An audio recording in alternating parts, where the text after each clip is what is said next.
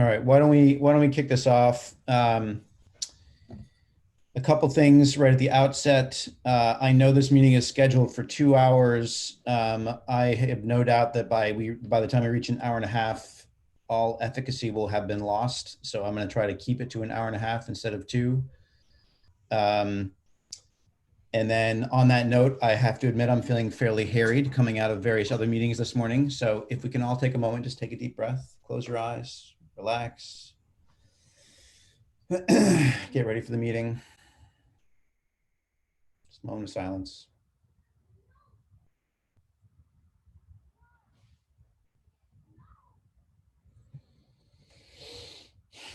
All right, thank you. So I'm calling the meeting to order. This is the Housing Advisory Committee Strategic Planning Subcommittee meeting. Please, if you are not on the panel, please jump in either on the chat if you have access or in the Q&A if you don't. And Phil is going to do his best to keep track of Q&A as we move along from the public. And again, we're going to try to keep this to an hour and a half. So I'm going to try to kind of run a tight schedule. So it would be, we don't have times on the agenda listed, but I'm going to try to keep things focused. So I apologize if it looks like I'm cutting people off periodically. That's not my intent. I'm just trying to keep things on track. So why don't we start quickly? I know Christine has to hop off early and it's not on the agenda. I apologize. Actually, sorry, let me back up. Let's do a city update and staff report. John or Aaron, anything you need to share from the city's perspective? I'll give a little update on the programs that we're operating. So as of today, we've received 266 applications for assistance. Of those 266 applications, 48 are actually complete applications that the staff has gone through and verified all the documents are attached. We've approved 11 of those applications, 5 for the reentry program and 6 for the homeless assistance program. And there are 2 payments that are submitted and they're getting finalized as we speak. We've had an issue with the landlord rental assistance program. We're having a hard time getting the landlords to call us back. So we've had at one property, I think we're working with PHA for a That's couple, correct. CRHA for at least one. And then we have one project, one development that has several applicants that have applied, but we're having a hard time getting in touch with the property manager. So I'm reaching out to the regional property manager to see if we can do something there. Thank you, John. Any questions for John? Yes, I have a question. John, how many landlords are on the list that you have reached out to? I can get you that information, but we've reached out to the landlords who have had tenants that have applied or the landlords have actually applied, which we have not had any landlords that have actually applied for the assistance. It's only been the tenants that have applied thus far. We've talked to some landlords and they've said they were going to fill out the documents, but it's been like a week and we haven't gotten anything back from them, constant calling and emailing. That's a little disturbing. Yes. We thought it would be a lot. We actually thought we would have plenty of landlords reaching out for assistance because it's money that they're not receiving, but we actually haven't had any. It's been a lot of the tenants reaching out for assistance and the landlord's not responding. Hey, John, when you say you've got 11 folks that have been approved or whatever the number was, does that mean that they have all the appropriate documentation, or does that mean that they're already you are already paying rent to them, basically? We haven't started paying the rent yet, but they have been approved for the program, so they will receive assistance for the 11. We are in the process of processing 2 payments. So, got it. Okay. So again, you can only apply once you actually have a lease, right? Except for the homeless program, you don't have to have a lease for that one. So they're out there looking for a place. Okay. Now. Well, I'll follow up with you about those in particular, if you don't mind. Okay. Thanks. Thanks, John. Aaron, anything you want to add from the city perspective? I'll add a quick note about the CDBG CV.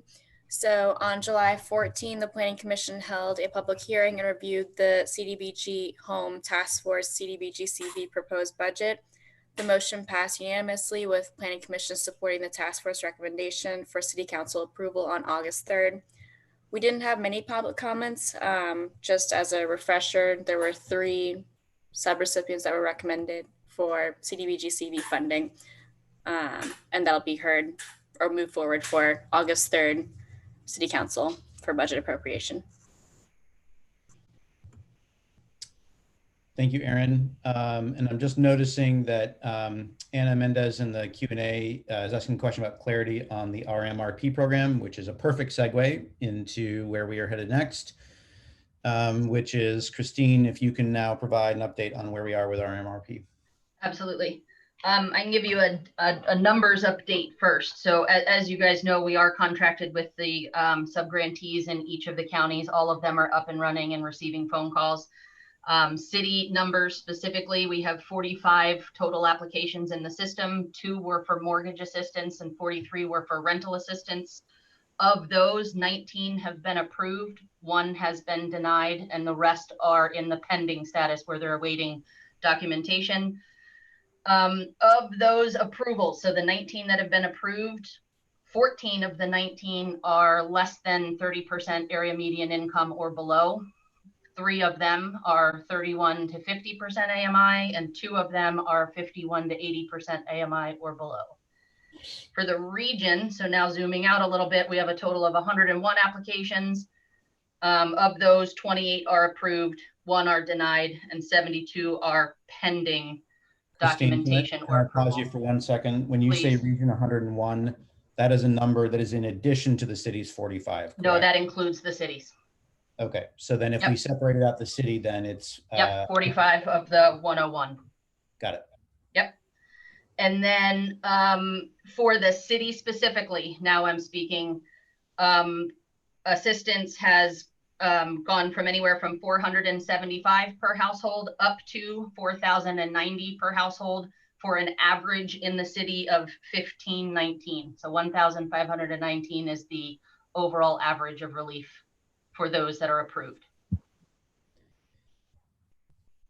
What I'd like to do is the TJPDC is providing data to the Department of Housing and Community Development every 2 weeks.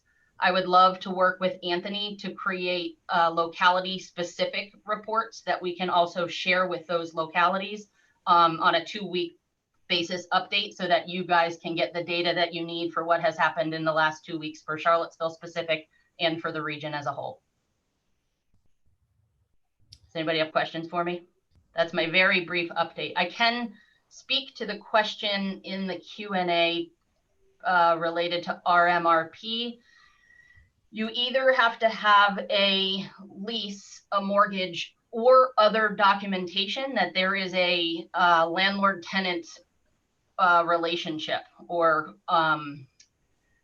contract. So I am happy, this is Anna Mendez, I am happy to reach out to DHCD specifically to see if they have commented on subleases, but as far as I'm concerned, it shouldn't matter if it's a lease or a sublease as long as there's a contract or some other documentation proving that relationship exists.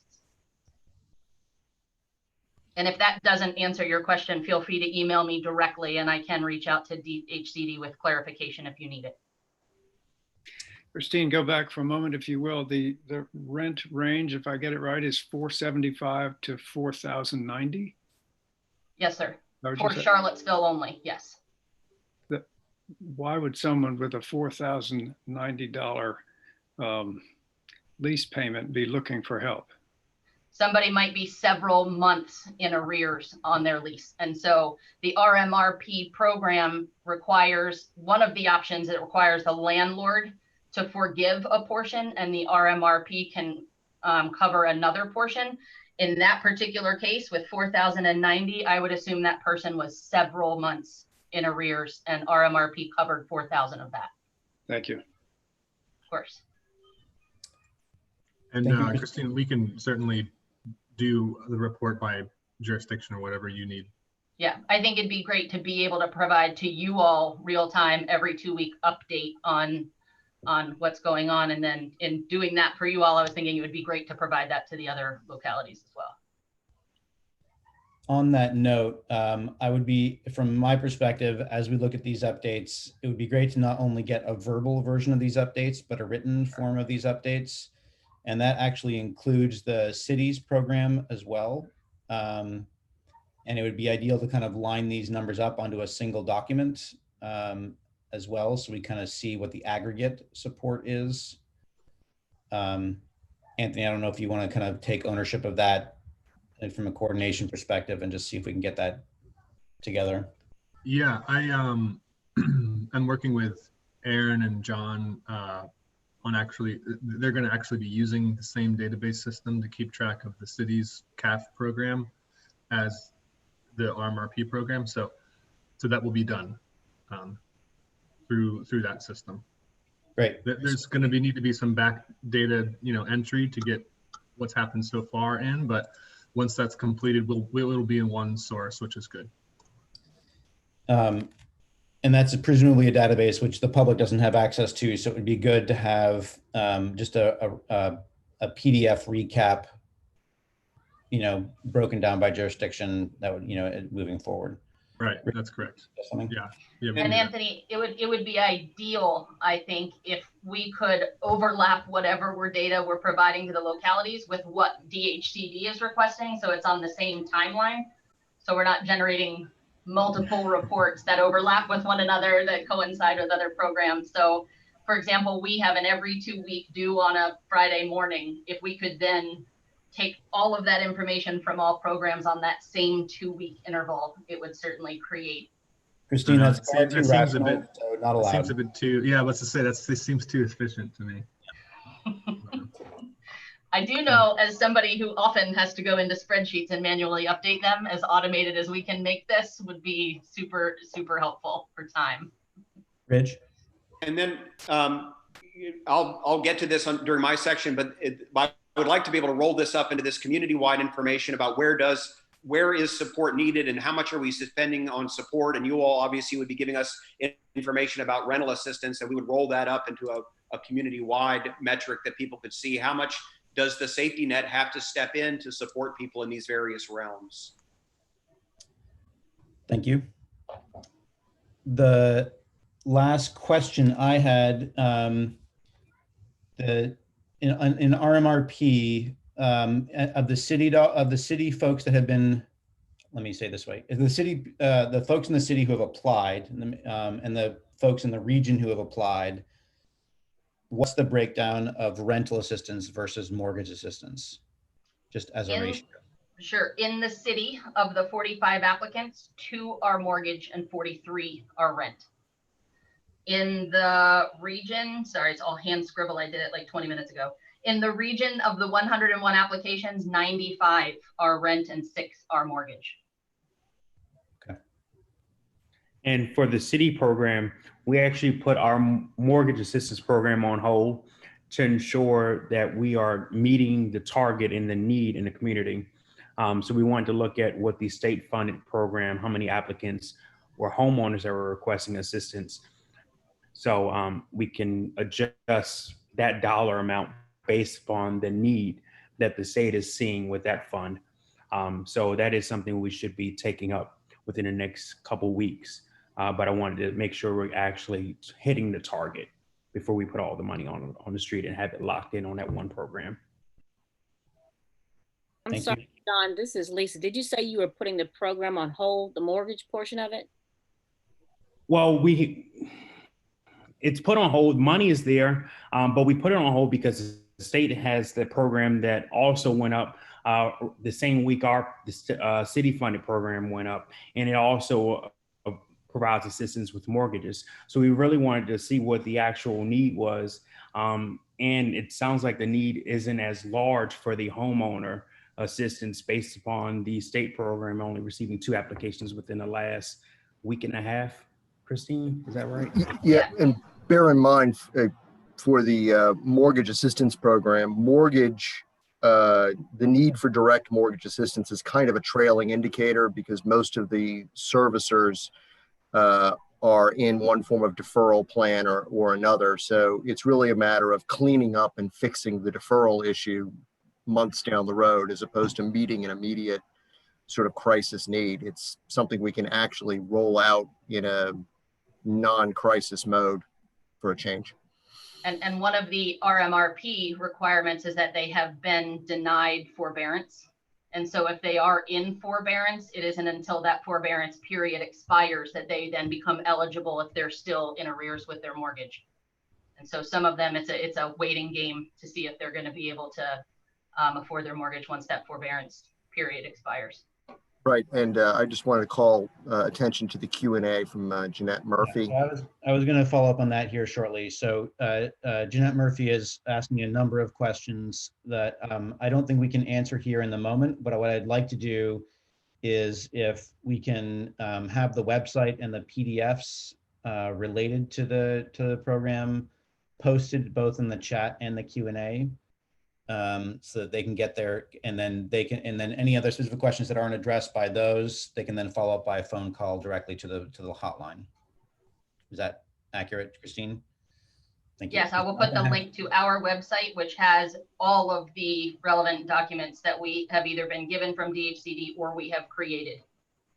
And the last comment that Jeanette made is somewhat disturbing, which is that essentially 52 homeowners, home buyers have called the line, but only 2 have gotten through. I'm not quite sure what that means and where that data is coming from. So it may be value just to Jeanette, maybe if you can post your email, and maybe Christine, you and she can coordinate after this to flesh that out. So I will say the city's homeowner assistance program is there. The money's on the books. So when we do see the need and the forbearances are starting to go away, the money is there for the assistance. But I really want it, and we really thought it should be a targeted approach, letting the data provide where this goes and when it goes out. Okay. Unless there's anything else burning, I'm going to keep moving. Thank you, Christine. And we look forward to the next report in the next couple weeks. Ridge? Yep, I'll be brief. Can I share my screen? I believe so. All right, I'm going to do it.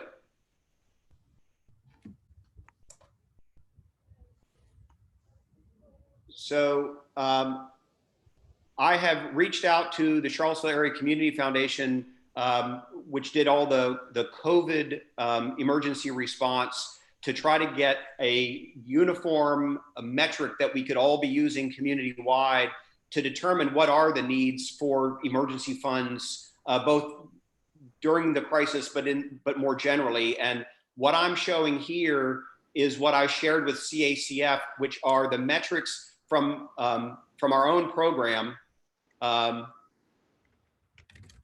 These are, so Network to Work, we are one of the community providers of emergency assistance for our job seekers. And what I'm trying to do, just to remind everybody, or what I was asked to do as I recall it, is to see if we could roll up this kind of data across all of the organizations that provide emergency assistance, so we can know what kind of funds are needed and where do those funds go. And so part of that roll up of data is that we all have to be sharing a similar set of categories that we can then roll up into. And so my charge was to reach out to CACF and see if we can't agree on some categories, and then roll that out with additional partners, many of whom have been identified as part of the United Way's Resilience Task Force project. I thought it'd be instructive for purposes of this, just to take a few minutes to look at the data from the $200,000 that Network to Work itself handed out to its job seekers over the last year, to give you an idea of where money seems to be flowing or needed. And there are 2 different versions of this chart. The first one I'm showing you is the money that we spent on broad categories. So transportation, you can see transportation, housing. It's interesting to see that we had almost as much demand for transportation assistance as we did for housing assistance. And so one metric that we may all decide as a community to roll up are these broad categories: housing, transportation, childcare. And again, these are just emergency funds that we gave when people expressed a need. So this isn't the amount that is spent community-wide on childcare. This is the amount of childcare money that we were asked to provide for people in an emergency. So that's the broad categories, and these I've shared with CACF to see whether or not these categories made sense from their perspective. And then the idea would be then to see if we can't coordinate that and then roll this out to other partners like PHEA or the Pathways Fund with the City of Charlottesville that does similar emergency assistance. Love Inc. There are many of them that offer out this assistance. So these are the broad categories that we rolled up internally. And so I'll stop there to see, does this look like something that would be useful to have community-wide as part of our understanding of where low-income people are finding the need to reach out for additional funds? Just reactions to these broad categories. Look, right track? Ridge, thank you for putting this together, by the way. This is really interesting. And I just was curious about the physical healthcare as opposed, I'm assuming, to mental health care, which Correct. Isn't on here. Okay. I just want to make sure I understood what that meant. Yep. So physical health care is distinguished from mental health care. So our mental health care is done by referrals. And so it's usually not, it's at on no fee basis. So we don't actually, just in our own little program, we don't actually pay for mental health care because we've got an agreement for a provider to do that. So it doesn't show up in this data. So there are categories that we don't collect because we don't happen to pay for it. But you know, this gives you an idea of what those categories could look like. But they can certainly be expanded as we kind of roll out to other providers of emergency assistance. We can add categories, but this was just, I thought, maybe an interesting starting point based on what we see from our own job seekers. Do you have this sliced up by location? So currently it is, we do not, but we certainly could. I mean, we know the location data of our job seekers, and so we could break it down that way. And that would be a question that we would ask our partners. When you serve people in your program, are you collecting their location data, or are you just, so what we have to do if we're going to roll up data community-wide is find the least common denominator that is the most instructive. And so, you know, we just have to kind of balance those things as we move forward. And as I say, there is an effort underway where a lot of these providers have already been identified. So rolling this data up, I think, is a matter of taking these categories that seem promising and then start rolling them out to those providers and say, does this look right to you? And what level of detail do you collect on your folks when you're giving out the assistance? But location data will be something we definitely ask about and see whether we can slice the data that way. And also, Rich, and also what makes up housing data? What makes up the transportation? What are the components that go into that to make that up? You know, Lisa, that is such a great question. So we broke it down by the categories of spending. There are other ways to do this. I also have it categories within housing. I don't have the display for you today because I didn't want to take up that much time.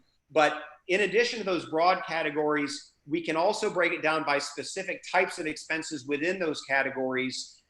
This view that you're seeing here is across all the spending of Network to Work and those categories, but it can just as easily be broken down where this kind of block graph could be done just on housing or just on transportation.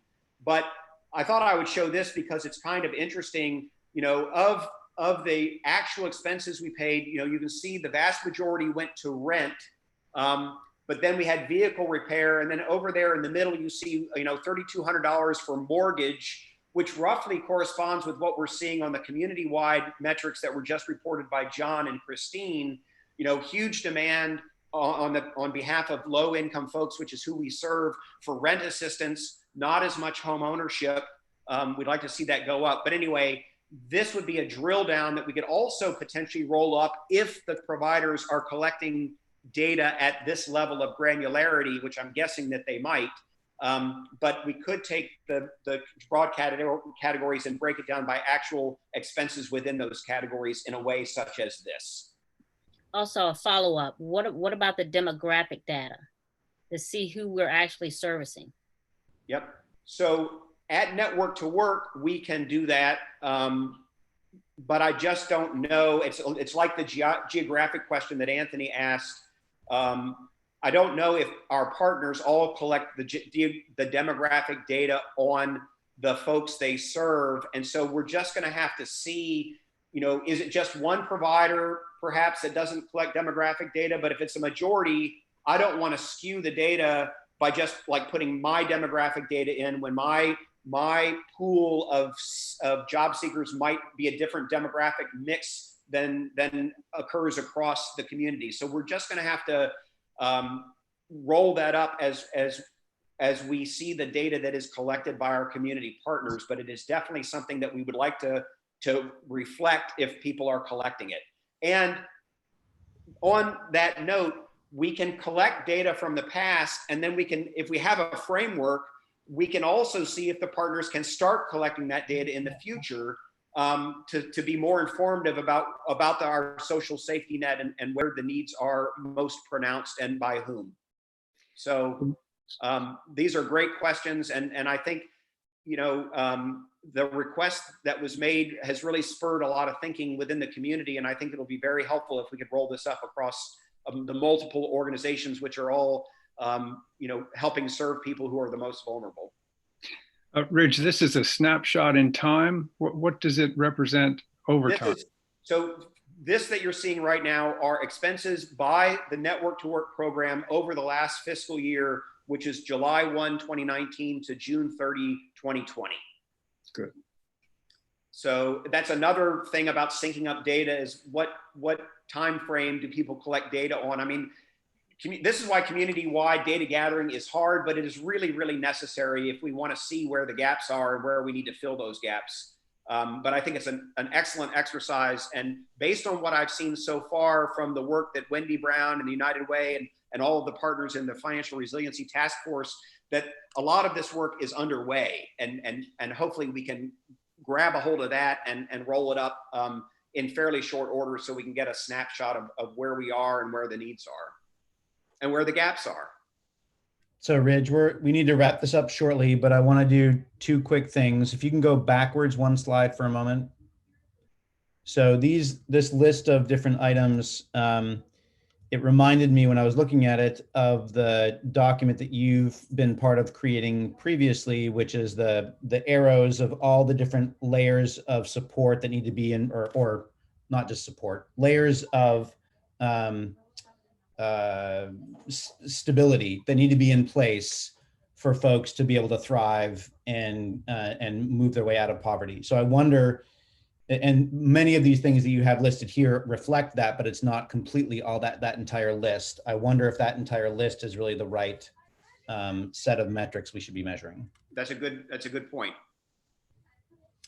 And then I'll float those out too as we build out these concentric circles. Yep. And then I think that the last question is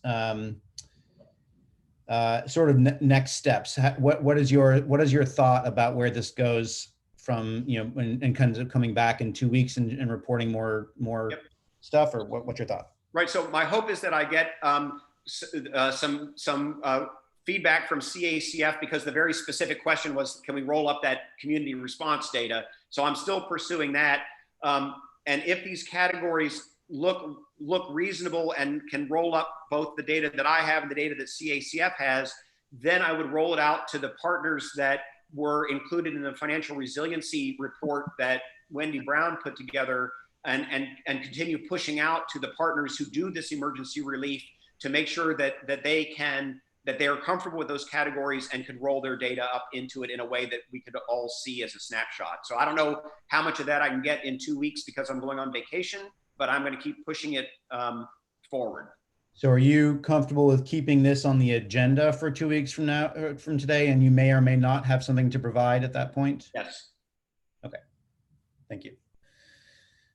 Unless there's anything else burning, I'm going to move on to the next agenda item. Thank you all. Thank you, Reg. And so we have, in my artificial time, we have 1 hour left. So with that in mind, Anthony, Housing Hub status? Sure. So Todd and I had a good conversation, I guess it was last week. And I think Todd is on, if I'm not mistaken, as one of the community members. So I'm not sure if he's able to chime in. I don't know how these things work with. I just promoted him to a panelist, so he should be able to chime in. Okay. But essentially we just. Anthony, would you like me to put up the documents you sent out on the screen? Yeah, thank you.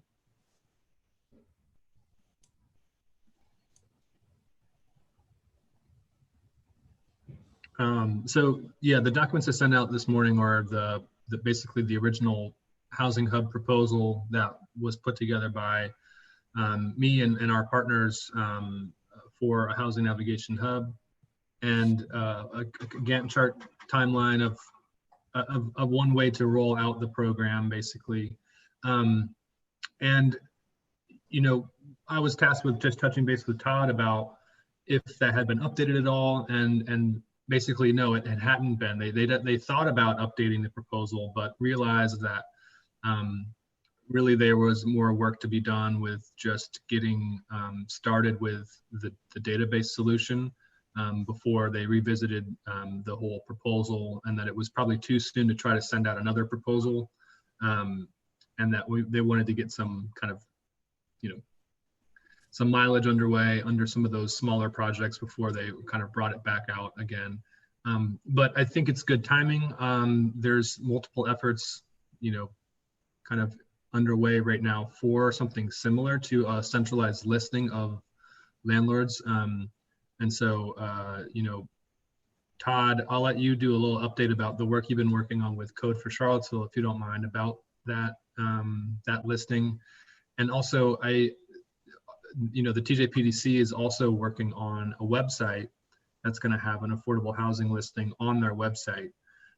And Todd has been working, you know, with them to make sure that both of those efforts are at least not happening in silos, even though they are somewhat duplicative, but they are going to be working together, and they're trying to figure out if there's maybe, you know, certain parts of the housing listing that one can carve out and really specialize in versus the other.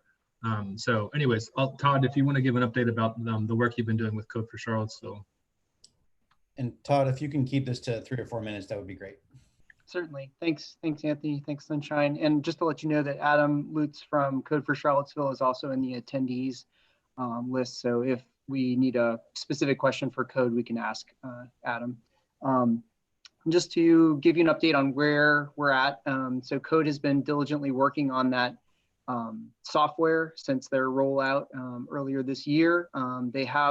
They're on the road towards what you would call a minimally viable product, but it's got a user interface that's already been developed primarily for the navigator end of the things, but and then also the back end piece that is set up for a framework to enter all the data that will be accessed through the user interface.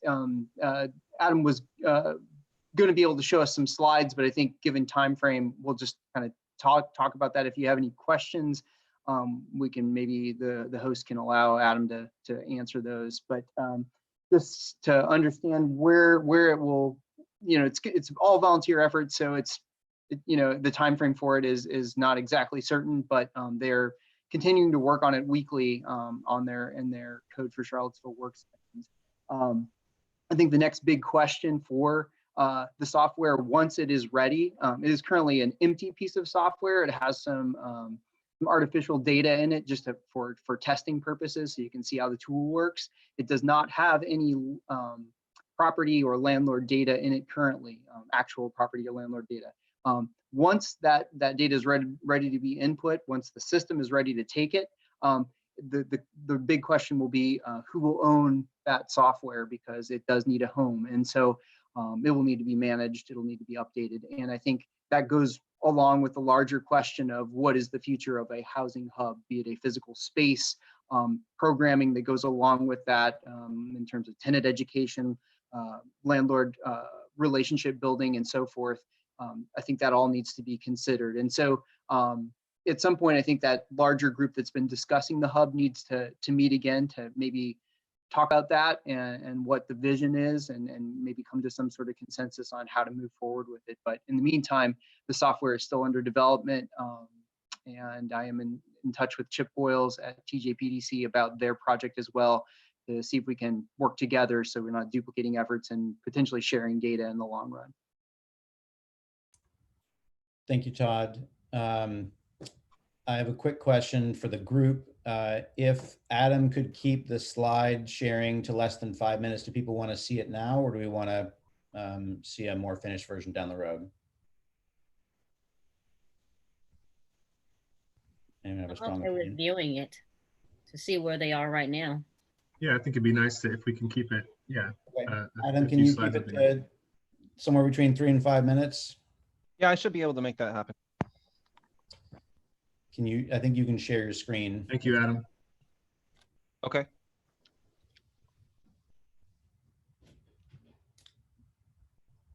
Can everyone see this okay? Yes.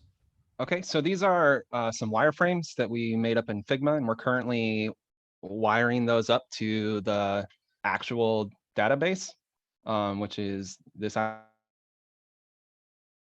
application. This is all just placeholder stuff. So this is all our UI. So basically, this is your landing page. This is primarily currently for navigators only. So we don't have a separate landing page yet for landlords, but that is going to be in the works. If you see here, this is sort of the main page after you sign in, where you can get a listing of your different types of properties that you are looking through or searching through within the database. And over here, you have a search bar where you can click different things, and that will filter through the data that you have presented to you so that you can better suit your clients. And yeah, it's pretty straightforward. If you go a little further here, you'll see this is what it would look like if you were to add a property or to edit a property. And we also have a notes thing here that was requested so that navigators can communicate with each other about particular types of properties, whether they be good properties or bad properties, or landlords that they've had issues with, or landlords that they really like working with, things that they could kind of keep between themselves if they'd like, and communicate and make the communication a little more smooth. And yeah, that's about what we have to show as far as and this is what a sign up page would look like if you hadn't created an account yet. But that's basically what we have as far as the looks go. And then we're currently, like I said, just wiring it all up to the database. The database exists at this particular website that we have. I don't know if you can actually see the other screen. I might have to reshare that one.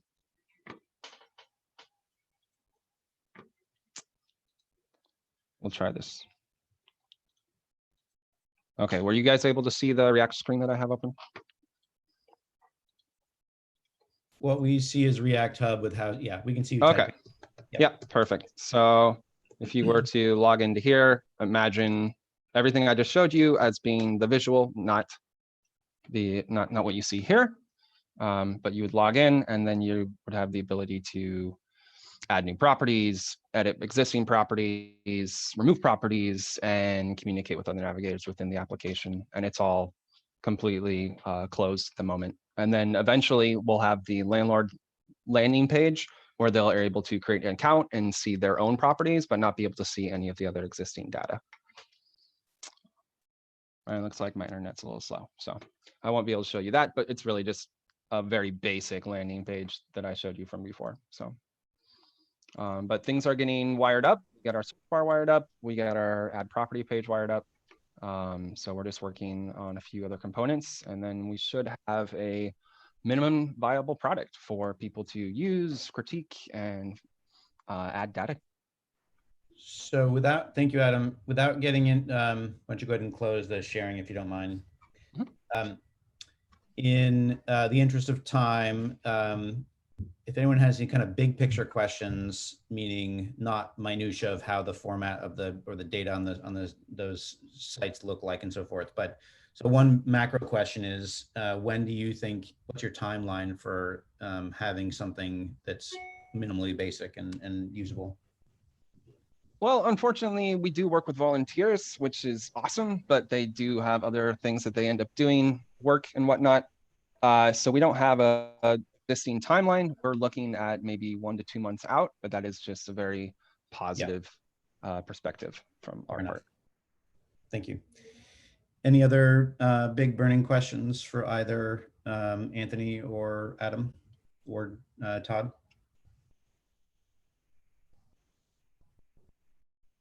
Thanks, y'all. Appreciate it. Thank you. And Sunshine, just a heads up, I've got a 1 o'clock, so just letting you know. Yeah, there were a number of people who responded saying they had 1 o'clock conflicts here, right. So we will do what we can. Are there any other, before we jump into the primary topic, are there any other updates that we missed that are critical for everyone to hear? Okay, seeing none, we'll move on. So I'm gonna transition now. I'm gonna share my screen again. Give me a second.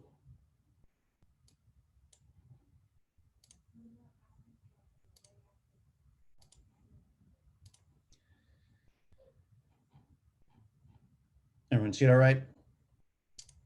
So the last time we spoke, we were going through this Housing, Public Health, and Economic Recovery in Charlottesville spreadsheet that had been code-generated by a number of different folks. In the last couple of meetings, we went through and updated different sections. But one of the things that became clear is that it was a little difficult to kind of handle and manage and sift through and see prioritization. So in partnership with a couple other folks here in the call, I took a stab at focusing on just the immediate and just the short term. For the moment, I'm pushing aside the medium and long term just because of time. So with these two, what I did was, and I'll show it here in a second, I aggregated all the short-term actions and then those immediate actions that had not yet started or had some sort of issue, with completion. And I aggregated them into a new version here. And it is still broken out. Can people see the text or do I need to zoom in more? If you could zoom in just a little bit more. Okay, let me do one more here and see. Is that better? Sort of. One more. One more. Just know that the smaller it is, the closer I'm going to get to the camera. So that's dangerous. Right. Because you really can't see that, Sunshine. All right, I'm trying here. Is that any better? That's better. All right. So it is still organized by unhoused people, low-income renters, low-income home buyers. But within each of those categories, I organized it in this kind of darker green area is either not started or it's stalled. The next lighter green section is ongoing. And then the other one is done, kind of faded out a little bit. So we can see some sense of accomplishment, but also see what needs to keep going. And this is a way for us to prioritize what we're going to talk about. And so similarly, if you go down to low-income renters, there's a similar breakdown of either nothing started, ongoing, et cetera, home buyers, and then other key activities. My goal over the next 45 minutes or so is to primarily focus on the darker green section, i.e. the things that have not been started or have stalled, assuming that the things that are ongoing will continue to ongo, and we'll come back to that in a moment. Sorry, I'm going to cough for a moment here.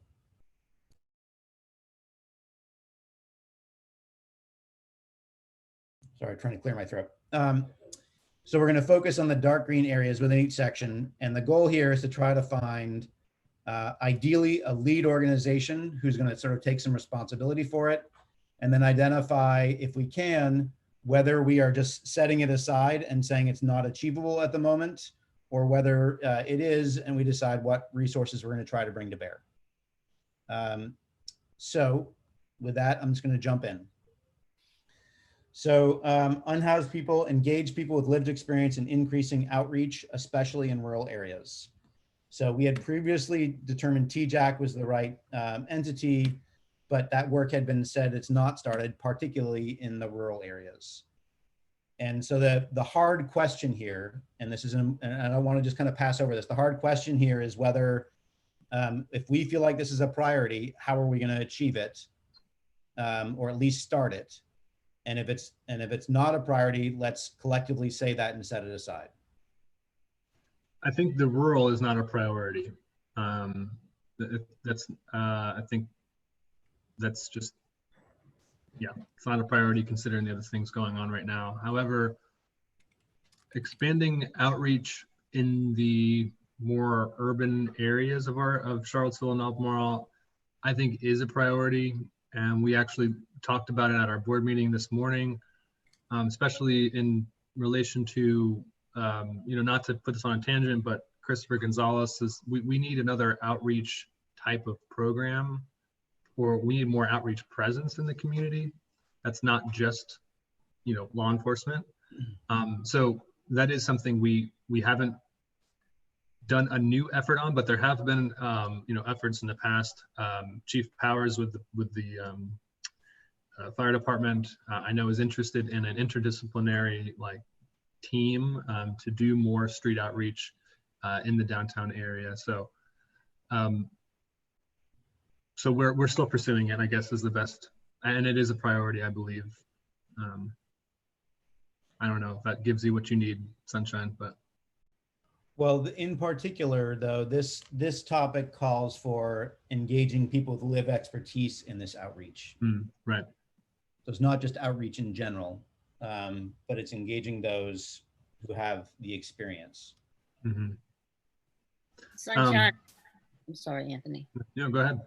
I don't see how this could not be a part of this conversation in any aspect. I mean, how can you not involve people who have lived experiences? That is the bigger question. How can you not? Mm-hmm. How can you progress without speaking to the people who have been impacted and who could bring some impact to this conversation? And I don't see this as just something that TJAC should be focusing on. I mean, CRHA, PHA, all these organizations are dealing with these individuals. So that's where the outreach should start. I mean, there's day-to-day contact with.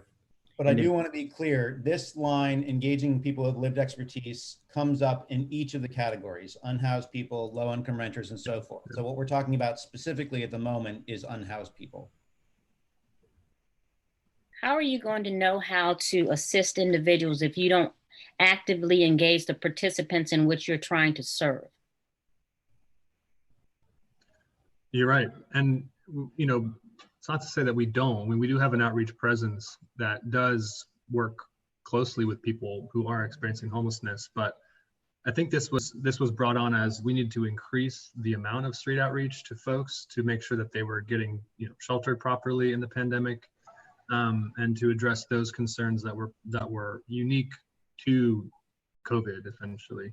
And so in that regard, it hasn't started, but we do have street outreach presence. It's just very limited. It's just 2 people.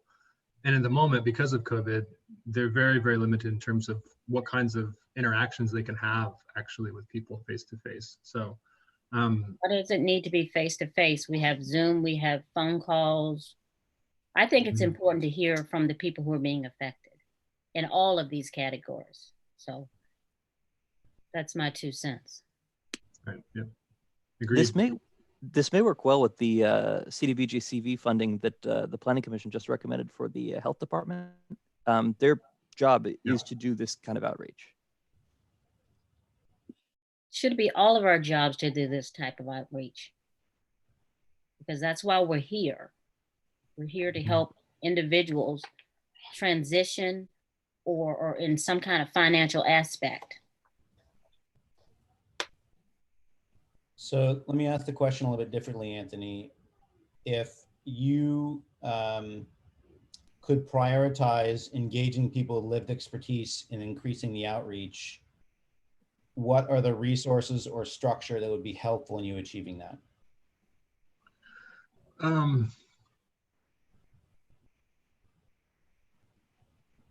Well, I think it depends on, I think we could probably use the model we were working on before, which is this interdisciplinary model, and just workshop the idea with people who are experiencing homelessness and see what they think about it. As a place to start, that's something we could do. I think the trick with outreach is that we need to be really clear about what our goals are, because we don't necessarily have a lot we can offer people except for building relationships, and that is what the primary focus of outreach for people living on the streets is primarily just to build relationships. And so that would be the goal, is just how can we build better relationships. And I think the first place to do it is just to talk about these ideas about how we had been thinking about them before and what people think and how they can make it better. So we can take that on as a next step. So are you, how do you, in order to keep, I mean, we have a lot of items to get through in now 40 minutes. So what I would recommend is that as a process is that when we identify a potential next step, which sounds like, I think is a decent one, workshopping the idea of how to increase outreach with those with lived expertise. Yeah. Can you come back in 2 weeks with kind of an idea of how to implement that? Yeah, we can do that.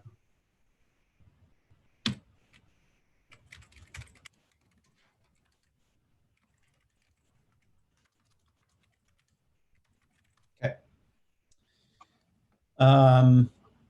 The next item is begin aggressive landlord engagement activities to increase supply of affordable rentals. Previously, we said Housing Hub would help. Landlords are not really looking for renters right now. Potentially working with CAR to reach out to landlords. There currently is no one who kind of is owning this. We just had sort of a Housing Hub update, but there's nothing really to build off of and take any actions with quite yet. How do we move this forward? Well, it's not something that, in terms of setting up a housing navigation hub or staffing it, I guess, for the management of it, is not something that TJAC can commit to right now, and it's not one of our priorities.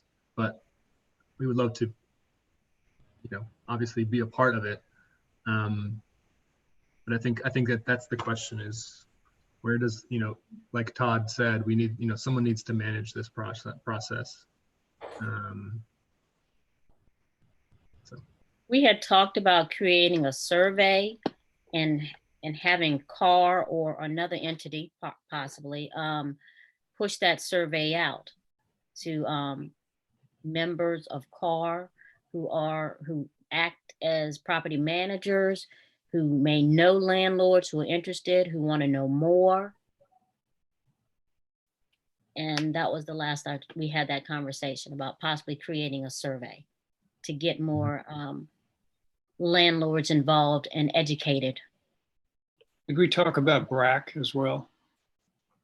Yes, we did. And any result from that? Well, I mean, we talked about it. I don't think we talked to them. Okay. Because the problem is rentals, 98%. And so BRAC is the hub, if you will, for landlords. So I think we certainly should reach out to them. So the challenge here is who's the we. Yeah. So here's my recommendation, and feel free to push back on this. But how do Lisa and Chris, how do you two feel about putting your heads together and figuring out how to reach out to CAR and BRAC to facilitate that? I'd be glad to do that. And what do you mean to facilitate? I mean, if we push out a survey, who's going to create the survey? You need people such as Anthony knowing the type of questions to ask the landlords. So my recommendation is that both of you would play kind of the coaches for that process. You would help shepherd it and make sure that, identify what steps need to be taken, loop in the folks that need to be to bring in their expertise. So, for example, getting the right questions in place, making the contact at CAR and BRAC to get, initiate that connection, et cetera. And Lisa, Matthew Murphy works with us as a housing navigator for veterans and is worked on putting together a survey actually right now. So I'd love for him to just reach out to you and you guys can brainstorm about that, about how to get it out to those folks. So I'm sending an email right now to him to connect you guys, if that's okay. That's perfect. And my name is S.Lisa. Just thank you, Lisa.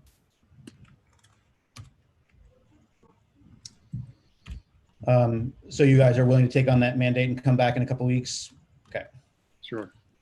Great, thank you. All right, I'm going to scroll down now to low-income renters. Invest in Housing Hub and housing navigation supports to assist people who lose their housing. So this was the update that we had, essentially the update we had just gotten. Clearly, the timeline for a next step, at least as far as an online portal, is still a month or two or more out. Are there any additional steps that need to be taken in the meantime? This is for the top one, the Housing Hub? Correct. Invest in Housing Hub, housing navigation supports to assist people who are losing their housing or seeking housing. My vote personally would be to say that, to update this and to say that the progress is underway, and I'd actually put it in the ongoing category, but we are still a month or two out from having any sort of real next steps, unless somebody has something they think that another step we should take. I think that's right. I think we're gonna wait to see back from that website that Todd and I think Adam presented on, and also at the TJPDC is also, I think they're in a similar time frame, if I'm not mistaken, with their listing website as well. So okay. I think ongoing is right, and we should kind of wait to get those updates before we move further. Okay, I will do that. Low-income renters, engage people with lived experience to increase outreach.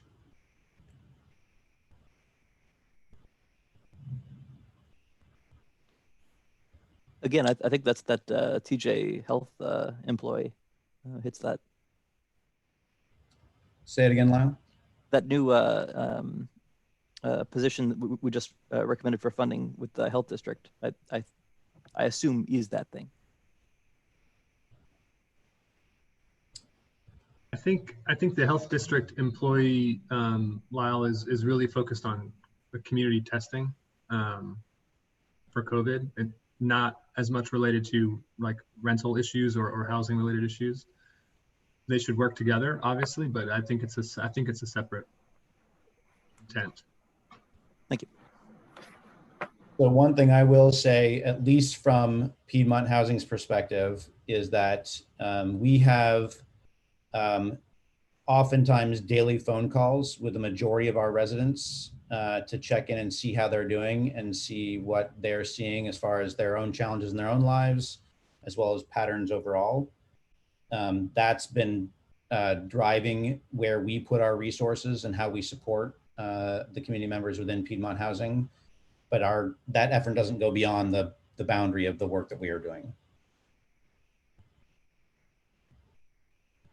This question is going to continue to come up. How can we get a handle on this particular question about how to engage people with lived experiences? Because as you said, Sunshine, this is a part of a lot of the categories. Yep. I mean, so it obviously needs to be addressed.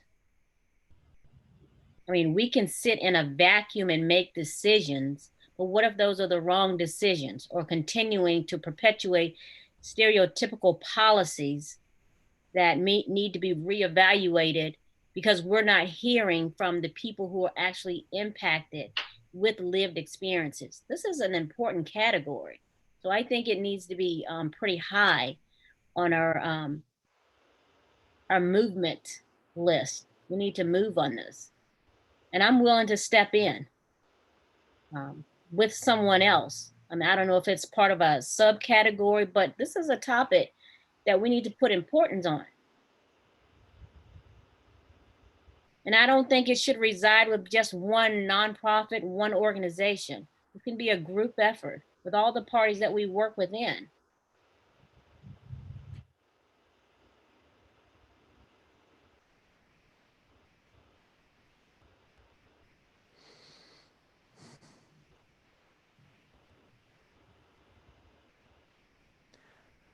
The problem, as I understand it, is that, you know, no organization has really stepped up and said, I own this problem.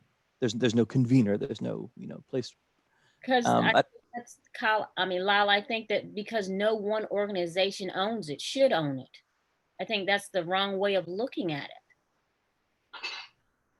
it. We don't just work with one organization, correct? Correct. We work with multiple organizations. And if one organization starts to feel, well, everything is coming to me, well, of course, they're going to be less likely to volunteer. But everybody's impacted by this question. Everybody on the HAC and all these nonprofits, the city. This is a question that everyone can be involved in. It looks like you have 6 comments in the chat. Oh, thanks for bringing that up because I don't have chat currently viewed here. Hold on.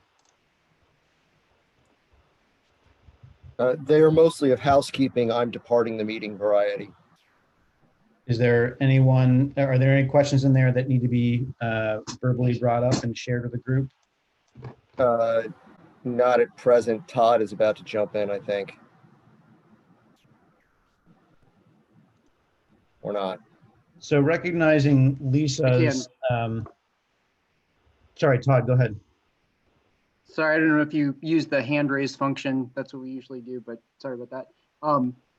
Just noting that if you are looking for a way to reach renters, especially people who are renting in the lower rent spectrum, I mean, we have substantial lists of those, you know, through CSRAP, housing choice voucher, you know, that various organizations hold that mainstream voucher. I think Joe Ray is on this call as well, but I mean, those are outreach lists really, and each organization could take, you know, the sort of charge of reaching out to those tenants to ask some of these questions if possible, because that's an amazing resource. And it's also a resource we've been thinking a lot about in terms of the navigation software, because those are huge listings of properties that are reported. So just to put that out there. On that note, that triggers a thought for me anyway. You know, I don't know, I can't even imagine what your workload is right now, Todd, honestly. But I wonder if, you know, pulling together a small group with Todd representing Office of Human Rights, Lisa, and then whoever else wants to volunteer initially to brainstorm how best to integrate this work throughout all of this and to come back with some ideas. I think that would be helpful. And the one idea that pops to mind is just like we're talking about potentially doing outreach and surveying landlords and so forth. You know, if there were a short list of questions that we could bring directly to low-income renters and get partner agencies to reach out to their clients and so forth, and to get some input to help guide this work, I think that could be one way to do that. I'm happy to contribute if I can be of service in that regard. Lisa, I mentioned your name too. Are you happy with that? I have no issues in putting my my actions where my mouth is.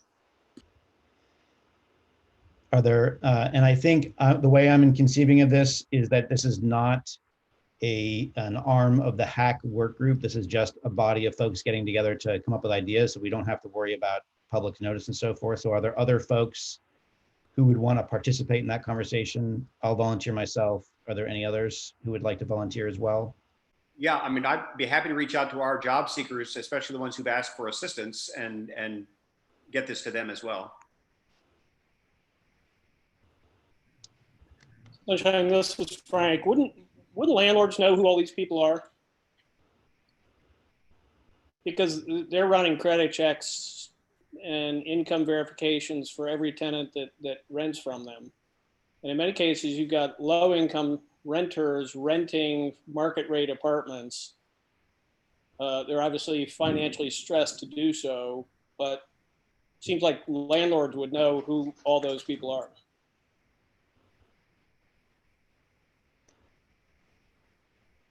Possibly, and I think the current focus of the conversation is to figure out how to get. I suspect it's not going to be difficult to do the outreach. It's a question of how we do the outreach and making sure that it happens. Because I think you're right. I think that you know it's not going to be that hard to pull together if we come up with a short survey to spread that word and get feedback. So in the spirit of moving on, I heard Todd, Lisa, Ridge, myself volunteer. If there are others who would like to join as well, that would be great. Todd, just because of your role as the Office of Human Rights, do you mind kind of following up with us after this and convening and managing the convening process? Happy to do that. I'll do that after the meeting. Thank you.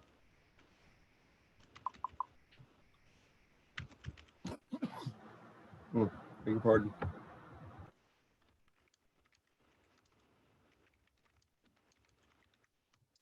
Okay. We have 20 minutes left, theoretically. I don't think we're going to get through everything. We're going to do our best, but I don't want to shortchange things either. So this will be a thing that we will continue to keep moving on. So the next item is begin search for properties for future affordable rentals. It's called stalled here in part because we were pointing a little bit at UVA. They've had this explicit statement around trying to aim for 1,500 units of new affordable housing over the next 10 years. But there has been, as far as I know, continued to be zero movement in that direction, recognizing that they have their primary function to manage. So recognizing that. Does anyone have any additional information about movement on new progress towards this goal? I think the answer is no, but Ridge? Yeah, the President's Council will be meeting with President Ryan via Zoom tomorrow, and I'm fairly confident this topic will come up. Okay. Well, we will raise it, and so we might have more to report in 2 weeks. Okay. Thank you. Are there any other actions that need to be identified for this particular topic for additional search for properties for future affordable rentals?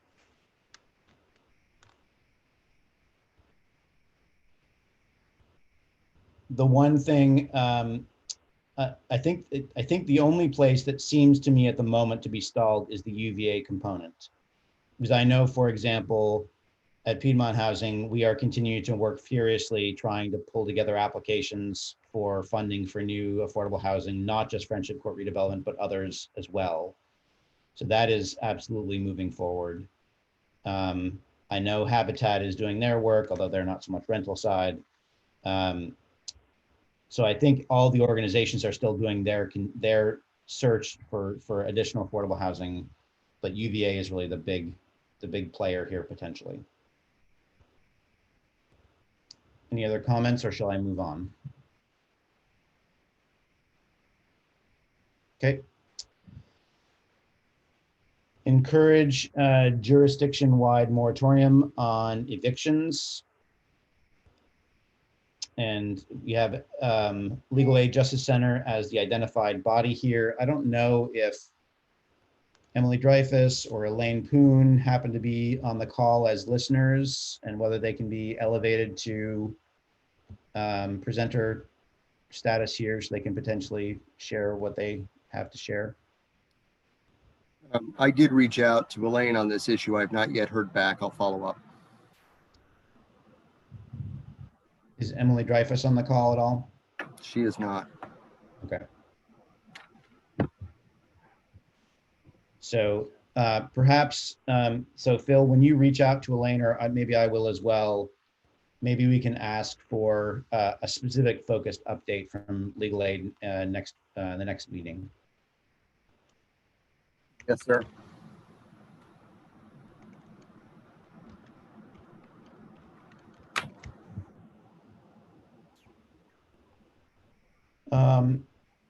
Under low-income homeowners, home buyers, increase subsidies to complete or expedite progress in affordable home ownership and rehab or emergency repair.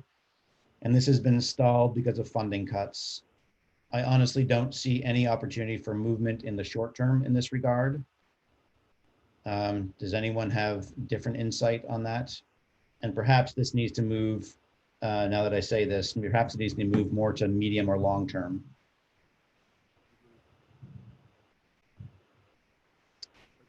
Anybody have anything different to say about that?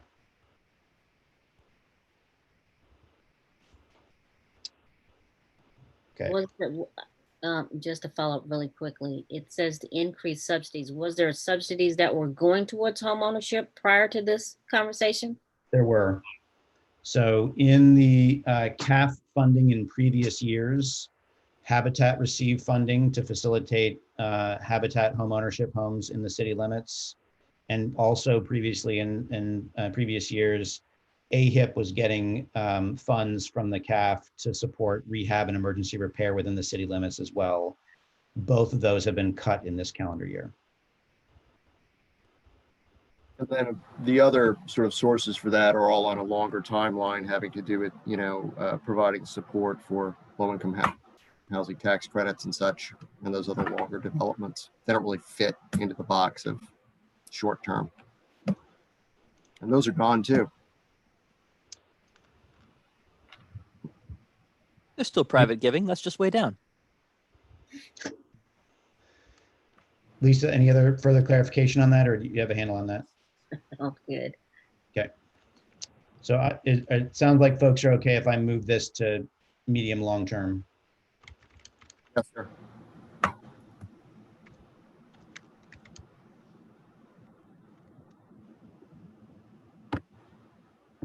All right. Other key activities. Implement transparent, equity-based decision-making protocols.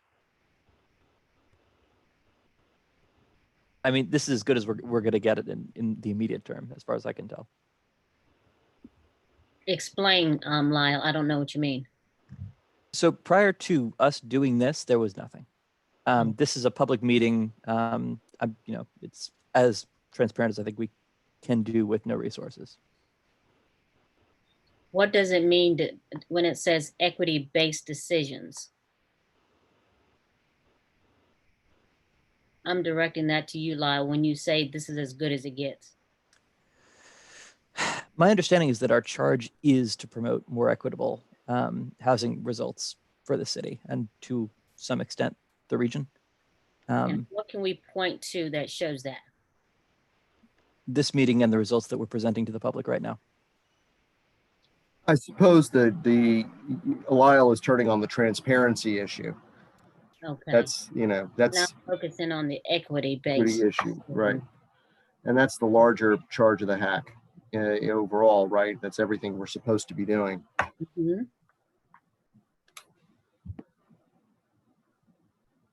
Is it adequate? No. No.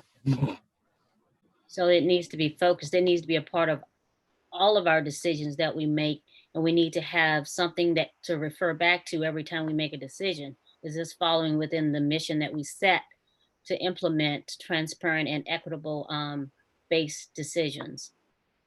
Yeah, I suppose to the extent we have those quote protocols in place have to do with how we what recommendations we made on CAF funding spending, and as a general practice. And of course, as we sharpen that up with the overall strategy, presumably we're going to get an enormous, sort of pile of tool making for that. I disagree.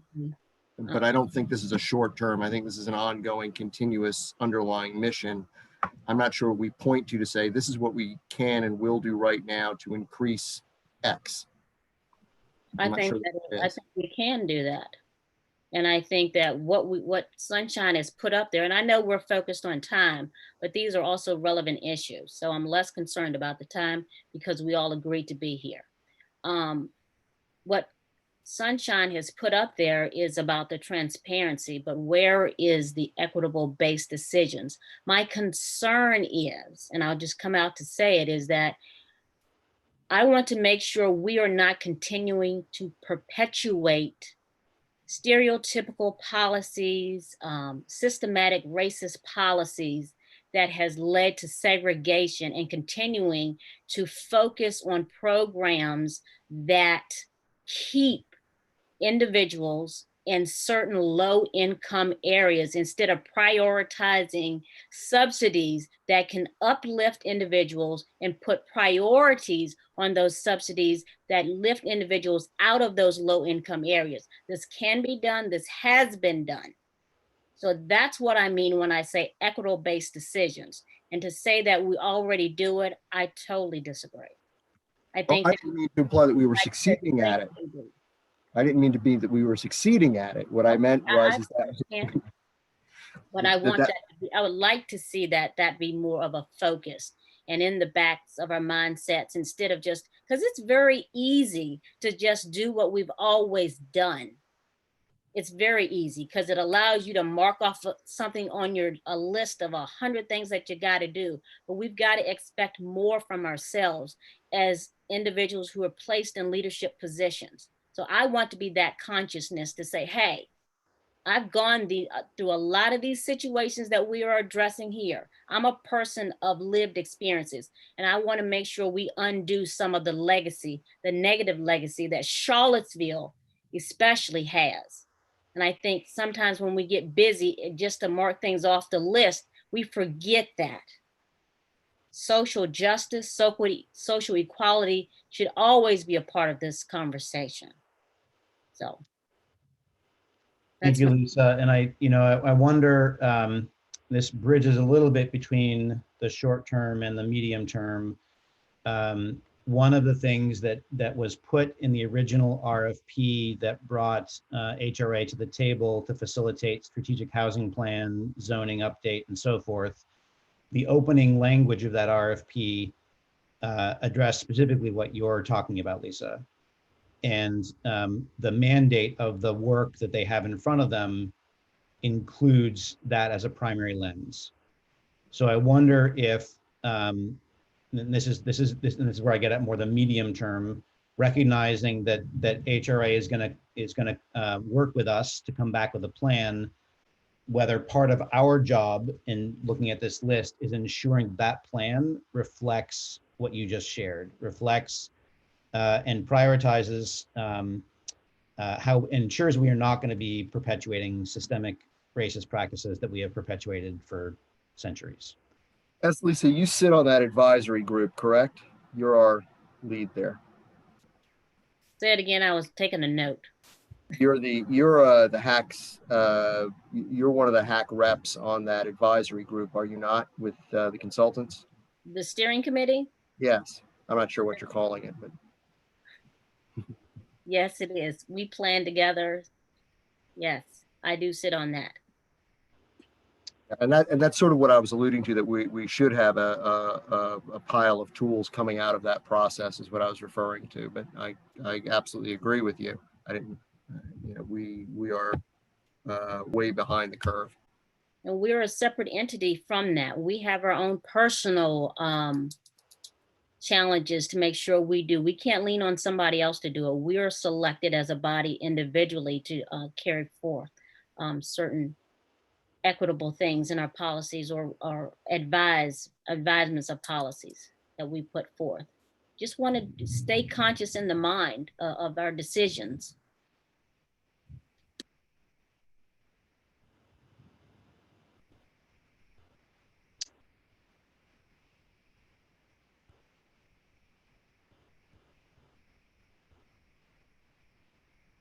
What I'm trying to wrap my head around at the moment is, are there next steps that would help us know that we are making progress in this regard? I mean, I think at a, small level, one next step is doing what we identified earlier, which is wherever it is here. Sorry, the group that Todd will help convene of the volunteers, Lisa, myself, Ridge, etc.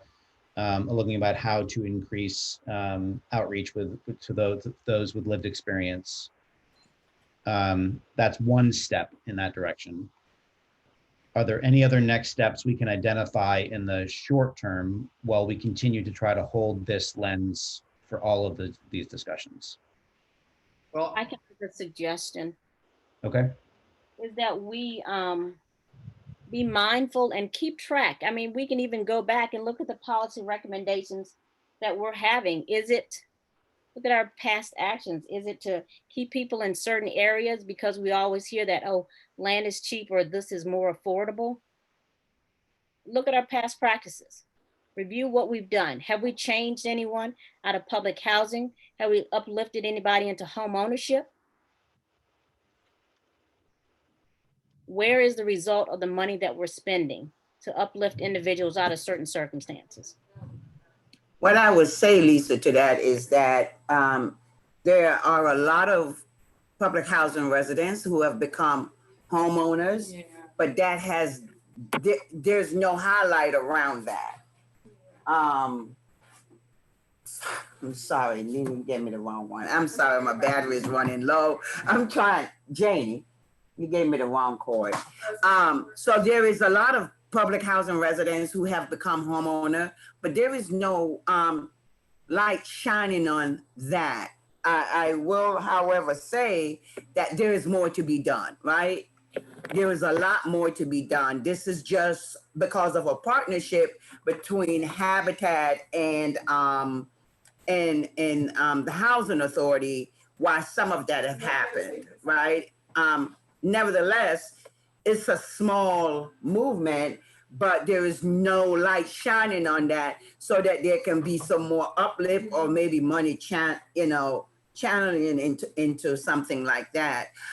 Again, we're in a landlocked, right? And in the city of Charlottesville, we're in a landlocked position and land is expensive.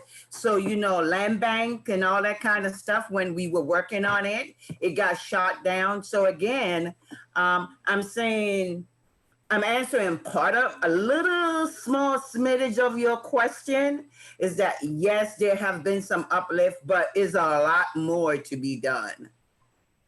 With what Joyce said, where she says there's some have been done, I would just like to pull out the data, go back and see what effect we truly have had and the changes that we truly have had. Because money is being funneled into these organizations, but where's the results? So that's an actionable thing that we can do, Sunshine. That's true. And I have up here review past impacts and policies. And also, I think including on a data dashboard, something like, Black home ownership rates, which are not good in the city of Charlottesville. In fact, they're bad, and they're bad for a reason. It's been intentionally done. And if we're going to undo it, we got to see where are we now and what would success look like. And I think we can absolutely produce that and put it up for all to see. Absolutely. And African-American home ownership, whenever people say we can't do this, we can't do that, I guarantee you I can show you ways that are already in existence and programs that have already been set up by the federal government and through HUD to say, oh yeah, we can. And it's not about landlocked. It's about giving people an opportunity and changing your mindset about how funds can be spent. So having that data would be a great starting point and an actionable item that we can do. Well, one way that we can look at that is we can pull the last, let's say, 3 or 4 years of the annual report of the housing coordinator, which actually shows some pretty good stat on money spent, units developed, where they're going, how they got there, sustainability of them. It's not a perfect capsule, in part because the methodology varies a bit as we've had a bit of turnover in that job. But that is actually one of the charges of the hack, is to review and report on that sort of data.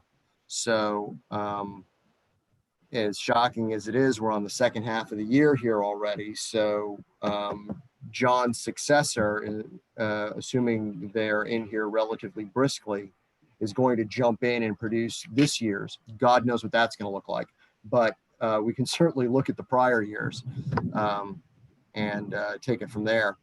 And that's something we can certainly sort of point to, just to get a start from here's where we are, and has that moved us forward, and where and how. But that's an ongoing question, of course, and we should always be looking at that.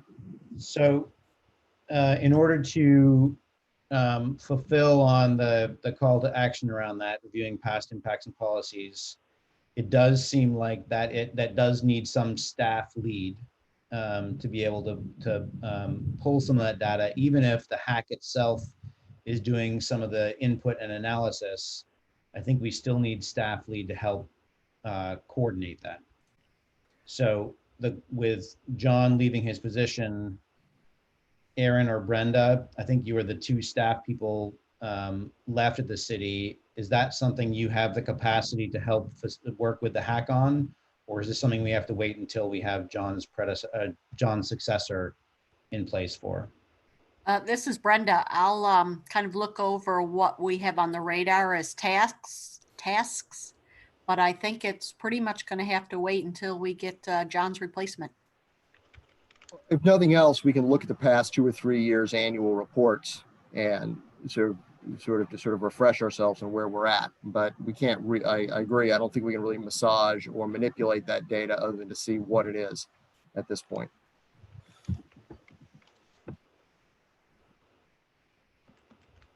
What if one preliminary step is, and I don't know if you're willing to do this, Phil, or anyone else who wants to join him on this, but to do a review of those past 3 years and just do a quick review without pulling additional data, just reviewing the past reports and reporting back. Oh, absolutely. Brenda, if you've got them in a folder somewhere, forward, otherwise I'll dig them up.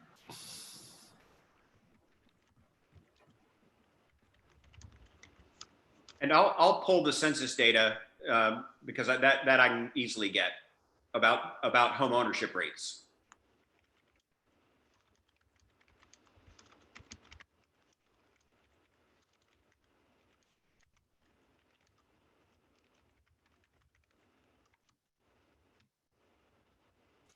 Is there anything else to add there at the moment?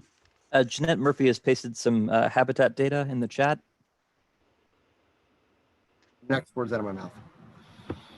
In the chat or the Q&A? Sorry, Q&A.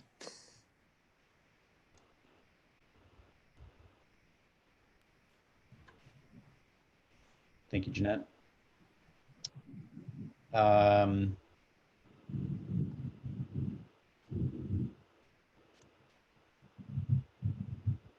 Yeah, I wonder if there's value in, now that I'm reading that too, pulling together the data that Piedmont Housing has had around down payment assistance, as well as home ownership, and kind of pulling that together too.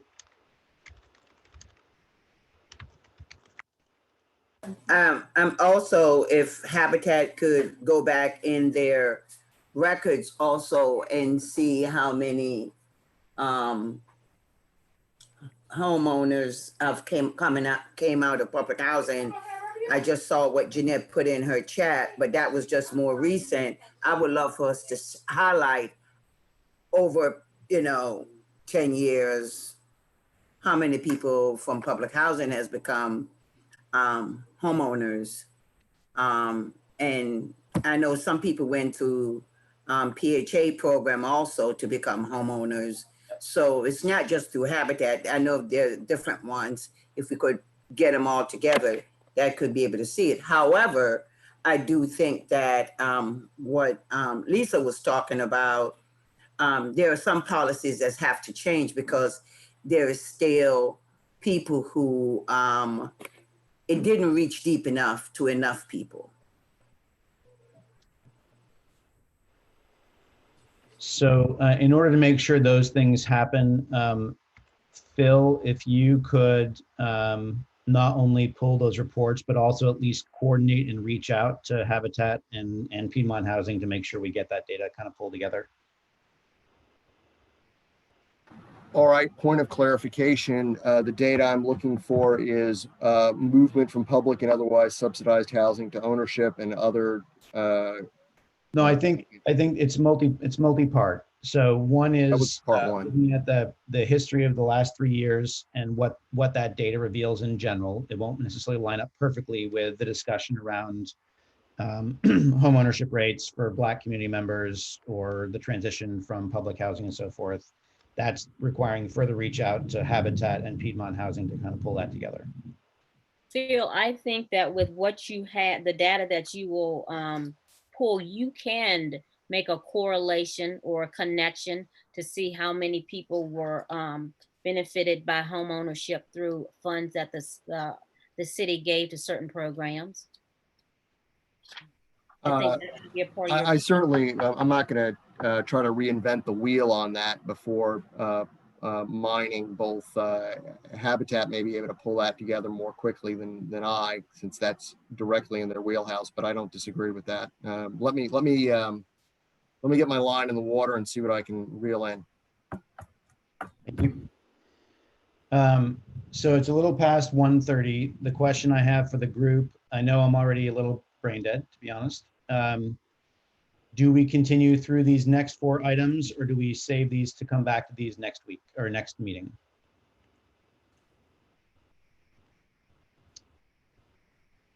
Suggest we check back. Who has to leave at this point?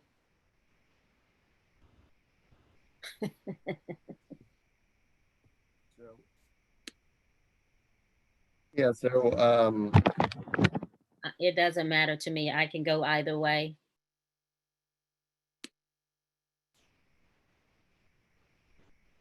yeah, I'm of the same view. I do think that I mean, that's sort of up to you, Sunshine. If you think it's more productive and that you know, useful firing of neurons has come to an end here, we can certainly. So here's my thought. Just reading through them quickly. We're going to be asking LA Legal Aid Justice Center to come back in a couple weeks anyway, so they can come back and respond to this bottom piece here. Engaging people with lived expertise in planning. That's part of that sort of small working group discussion already. Sorry, thunder out here. Using data project varying interventions and inform equity-based decisions. That's something that Ridge already sort of presented on. So we've already covered that to some extent. Not that it doesn't need work, but that it's in progress to some extent. And then partnering with NGOs to update estimates for real-time housing needs.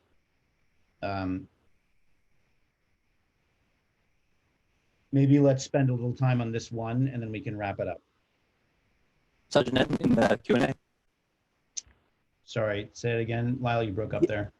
Sure, in the Q&A, Jeanette, yes, Joy, we can look at our data and put those numbers together. Yeah, I saw that. Thank you.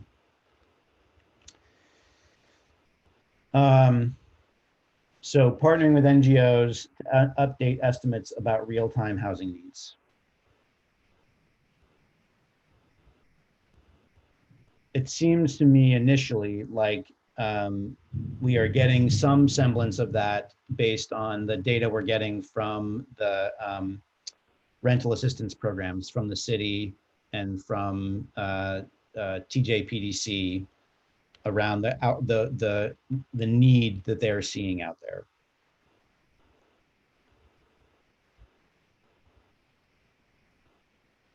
It also seems to me that this data really should be rolling up into the bigger question around data, aggregating data and seeing how it all comes together.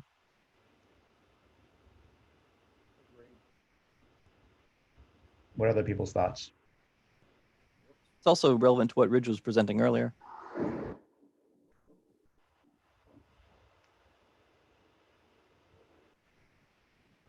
Yes, I mean, how does that tie in with Ridge? And is there an easy way to task him with some of that now that he's not here to object?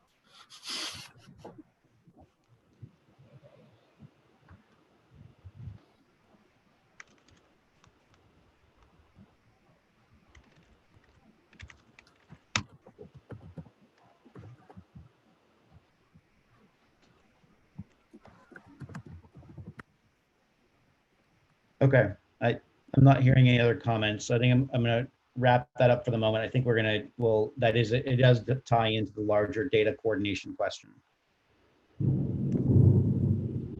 Before we close out and come back again in 2 weeks' time, are there any other items or comments from the public that we want to? Well, can I make one comment? Yes, please, John. So the city council on Monday allowed for boards and commissions to continue meeting in August, but each board and commission is only allowed to meet one time. Right, that was going to be my next topic, John. Thanks for bringing that up. And I didn't mean to step on you for it, but I did have some thoughts on this, which is, as long as we're there, and I was going to bring this up in housekeeping. So I've actually got a query into both Brian Wheeler and the city attorney on this. The hack can meet.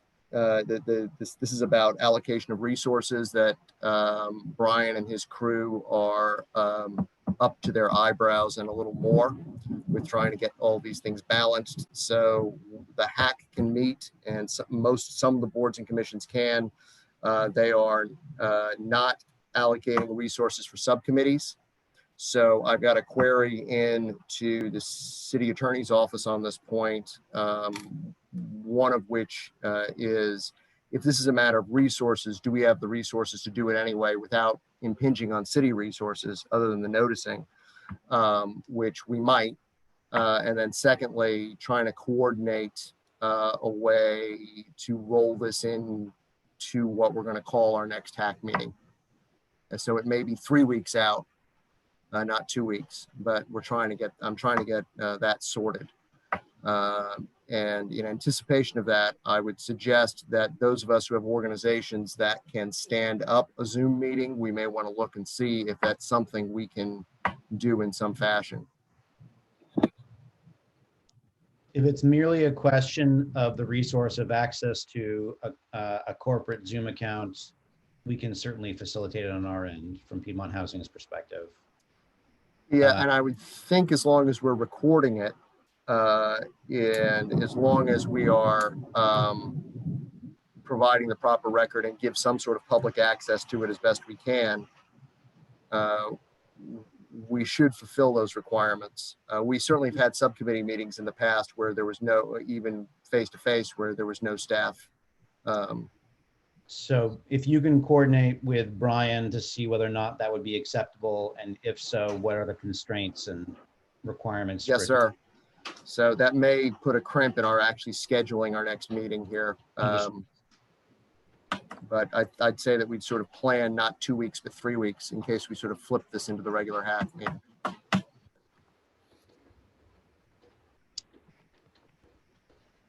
Good grief.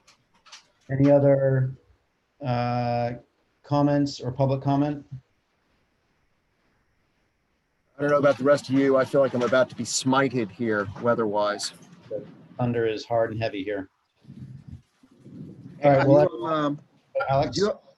Did you all get good afternoon? The update from the City Council regarding ADU ordinance?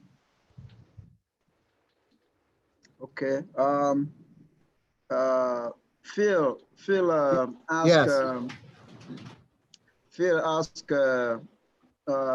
asked me to get a feedback from the city attorney's office whether the clock is ticking, regarding the initiation of the ordinance by the city council. The feedback on that is no, the clock is not ticking.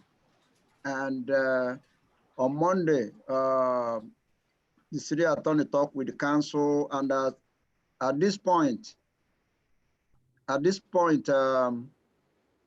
everything is on hold. So there will be no further activity regarding the ADU ordinance. The consultant will pick it up and go with it. Yeah, thank you. That was my generalized understanding, that it had been tabled and we weren't going to fool around with this till next year at the earliest. Okay, thank you. All right, no problem. Oof.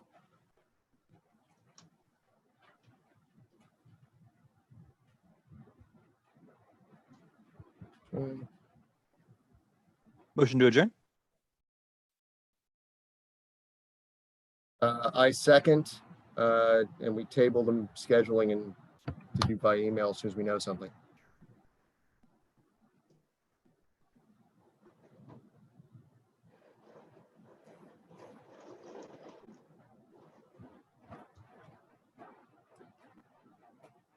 Thank you. Can I ask Right. a quick question? John, when's your last day? Next Friday will be my last day. And I just received word from Sunshine that he is in the dark. So I am arbitrarily saying that that motion is carried. Nice piece of you for you and John in the paper today. Congratulations. Yeah, I saw that. I wish I knew who the writer was. Somebody who knows what This they're is talking Sunshine. about. Sorry, I lost internet and power there. I don't know if other people did or not. I did earlier. But I think we need to convene. I mean, close the meeting unless there's any last comments. Thanks, everyone. Be Thank safe. you. Bye-bye. Stay healthy.